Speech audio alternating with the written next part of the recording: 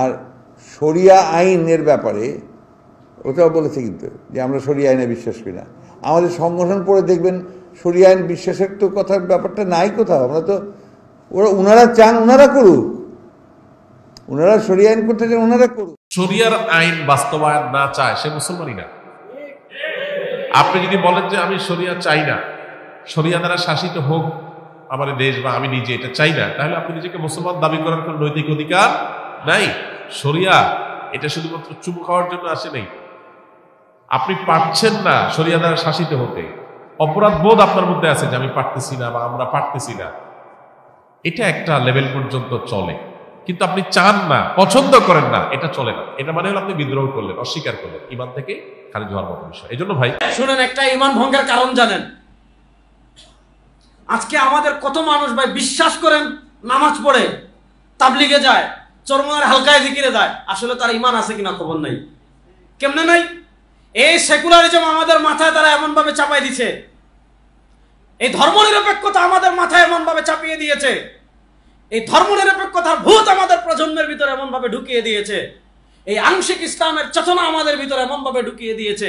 তারা মনে করে মসজিদে শুক্রবারে জুমার নামাজ পড়লে, ঈদের দিন ঈদের নামাজ পড়লে, কুরবানির গোশত খেলে, সবে বরাতে পাঞ্জাবি পরে বাবার কবর জিয়ারত করলে সে মুসলিম। অথচ ইসলামে যে দণ্ডবিধি আছে, সেই ইসলামী দণ্ডবিধিকে মধ্যযুগীয় বর্বরতা মনে করে, সে ইসলামী দণ্ডবিধিকে এই যুগে অকার্যকর মনে করে। আপনি যদি জেনে বুঝে কেউ এই কথা বলে, আল্লাহ তাআলা যে দণ্ডবিধি দিয়েছেন চুরি করলে তার হাত কেটে ফেলবেন, আল্লাহ তাআলা দণ্ডবিধি দিয়েছেন বিবাহিত কোনো পুরুষ মহিলা যদি ব্যভিচার করে তাকে পাথর মেরে হত্যা করবেন, আল্লাহ তাআলা দণ্ডবিধি দিয়েছেন কিসাস, ফাতাবিরু ইয়া উলিল ওয়ালাকুম ফিল কিসাস হায়াতুন ইয়া উলিল আবসার, নাকি না ইয়া উলিল আলবাব, ইয়া উলিল আলবাব। আল্লাহ তাআলা কিসাস দিয়েছেন, আল্লাহ তাআলা হুদুদ দিয়েছেন, আল্লাহ তাআলা তাযিরাত দিয়েছেন। একটা হলো আমাদের দেশে এগুলো নাই। আমাদের দেশে এগুলো নাই কেন? কারণ চোরেরা আমাদের দেশে এগুলো চায় না। কারণ আমাদের দেশে যদি এগুলো বাস্তবায়ন হয়, আর কেউ ব্যাংক চুরি করতে পারবে? শেয়ার বাজার ডাকাতি করতে পারবে? দেশের টাকা বিদেশে পাচার করতে পারবে? উন্নয়নের কথা বলে রোডের বদলে বাঁশ দিতে পারবে? ইট চুরি করতে পারবে? গম চুরি করতে পারবে? তেল চুরি করতে পারবে? ও ভাই, যারা রাষ্ট্রের হাজার কোটি টাকা চুরি করতে চায়, যারা ব্যাংক ডাকাতি করতে চায়, যারা শেয়ার বাজার ডাকাতি করতে চায়, যারা রোডের বদলে বাঁশ দিয়ে টাকা চুরি করতে চায়, যারা রাষ্ট্রের হাজার কোটি টাকা চুরি করতে চায়, তারা কি কখনো ইসলামী দণ্ডবিধি চাইবে? কেমনে চাইবে ভাই? কারণ ইসলামী দণ্ডবিধি যদি আসে, একটা হাত থাকবো, সব শেষ। তারা তো চাইবে না। কিন্তু প্রশ্ন হলো, আপনি যদি পাকশুতে বসে সুশীলগিরি মারেন, অথবা আপনি রাজনৈতিক নেতা হয়ে সুশীলগিরি করছেন যে আসলে তো এখন পৃথিবী অনেক এগিয়ে গিয়েছে, হাত কাটা চায়, এটা একটু যুক্তিতে ধরছে না, এ কথা বলতে দেরি আপনি বেঈমান হতে দেরি না, এ কথা বলতে দেরি আপনার ঈমান যেতে কিনা দেরি। এই ধরনের কত সুশীল আছে রাজনীতির কারণে ঈমান হারাই ফেলে, খবরও নাই। আপনি মুসলমানদের এই ধারণা শুনেন, আজকে ধর্মনিরপেক্ষতার ভূত আমাদের ঘাড়ে কি পরিমাণ সওয়ার হয়েছে। আজকে আমরা ইসলামী দণ্ডবিধি এটা যে অপরাধ নিয়ন্ত্রণ করতে পারে, নবী করিম সাল্লাল্লাহু আলাইহি ওয়াসাল্লাম যে বিচার ব্যবস্থা দিয়েছেন, এই বিচার ব্যবস্থার চেয়ে আমেরিকার বিচার ব্যবস্থা ভালো হতে পারে? এই বিচার ব্যবস্থার থেকে ব্রিটিশের বিচার ব্যবস্থা ভালো হতে পারে? আল্লাহ তাআলা এবং তার নবী আমাদেরকে যে দণ্ডবিধি দিয়েছেন, এটার থেকে ওই ব্রিটিশের যেগুলা মদ খায়, গাঁজা খায়, যেগুলার না আছে ওহীর জ্ঞান, যেগুলার না আছে কোরআন সুন্নাহর জ্ঞান, যারা আমরা যেগুলাকে অপরাধ মনে করি তারা এগুলাকে অপরাধী মনে করে না, এদের থেকে আমাদের কোরআন সুন্নাহ দণ্ডবিধি শিখতে হবে, এদের থেকে আমাদের মানবাধিকার শিখতে হবে। এটার আগে তো আমাদের মরে যাওয়া উচিত। কথা ভালো করে বুঝেন, আজকে কতভাবে আমরা ঈমান হারাই, এই পয়েন্টটা বুঝালাম।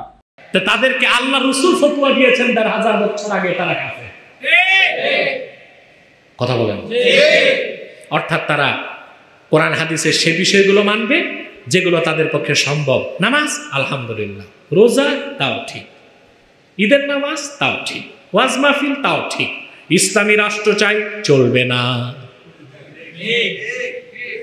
ইসলামী আইন চাই তাও হবে না, শরিয়া ভিত্তিক আদালত চাই, মৌলবাদী দেশ ছাড়ো, আফগানিস্তান যাও। রাসূল করিম সাল্লাল্লাহু আলাইহি ওয়াসাল্লাম ১৫০০ বছর আগে যে দিন আমাদেরকে দিলেন, যে শরীয়ত দিলেন, তা যদি পুরাটা মানতে নাও পারেন আপনি অপরাধী, কিন্তু উম্মতে মুহাম্মদী হিসেবে নাজাত পাবেন। কিন্তু সেই পুরা দিন ইসলাম বা শরীয়তে মুহাম্মাদির একটি ক্ষুদ্র অংশকেও যদি আপনি অস্বীকার করেন, আপনি মুসলিম না, আপনি কাফের হয়ে যাবেন। কথা বলেন।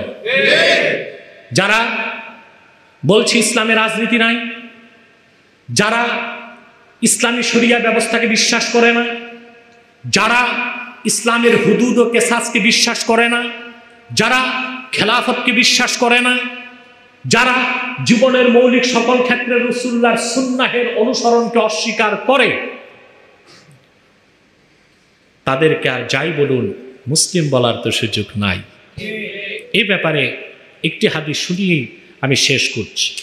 হযরত রাফি ইবনে খাদিজ রাদিয়াল্লাহু তাআলা আনহু বর্ণনা করেছেন, তিনি জলিলুল কদর সাহাবী। ওয়াকাদ রাওয়া রাফি ইবনে খাদিজ রাদিয়াল্লাহু তাআলা আনহু আন্নাহু সামিআ রাসূলুল্লাহ সাল্লাল্লাহু আলাইহি ওয়াসাল্লাম ইয়াকুলু ইয়াকুনু ফি উম্মতি কওমুন ইয়াকফুরুনা বিল্লাহি ওয়া বিল কুরআন ওয়া হুম লা ইয়াশউরুনা কামা কাফারাতিল ইয়াহুদ ওয়ান নাসারা। রাফি ইবনে খাদিজ বলেন, আমি আল্লাহ রাসূল সাল্লাল্লাহু আলাইহি ওয়াসাল্লামের নূরের জবান থেকে নিজ কানে শুনেছি, তিনি বলেছেন, আমার উম্মতের মধ্যে এমন একটি দলের আত্মপ্রকাশ ঘটবে যারা নিজের অজান্তে আল্লাহর বিধানকে অস্বীকার করবে, কোরআনকে অস্বীকার করবে, তারা কাফের হয়ে যাবে। কি হয়ে যাবে? কাফের। কথা খেয়াল করতেছেন? কামা কাফারাতিল ইয়াহুদ ওয়ান নাসারা, যেভাবে ইহুদি খ্রিস্টানরা না বুঝেই কাফের হয়ে গেছে। কথা বুঝতেছেন? রাফি ইবনে